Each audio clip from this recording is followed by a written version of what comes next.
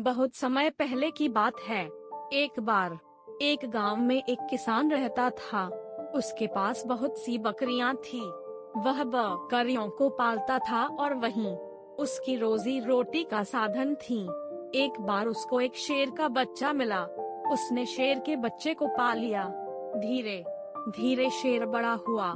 शेर किसान को तो कुछ नहीं करता था, लेकिन वह बकरियों का दुश्मन था। किसान ने एक दिन सोचा कि वह अपने शेर को एक चिड़ियाघर में छोड़ाएगा, जिससे कि उसकी देखभाल हो जाएगी और किसी शिकारी के हाथों मरने का डर भी नहीं रहेगा।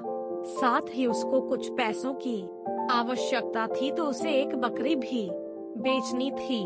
अब वह किसान अपने शेर और बकरी को लेकर बाजार की ओर जाने लगा, ताकि साथ में दोनों कार्य हो जाएं।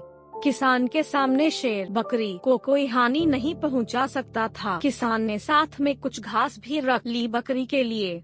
अब बाजार जाने के लिए तो बीच में नदी पड़ती थी और वहाँ एक ही नाव थी, जिसमें केवल 2 ही वस्तुओं अथवा व्यक्तियों को इस पार से उस पार ले जाया जा सकता था। किसान की समझ में नहीं आ रहा था कि वह करे तो क्या करे, क्योंकि अगर वह शेर को ले जाता तो बकरी घास खा जाती और अगर वह घास ले जाता तो शेर बकरी को खा जाता।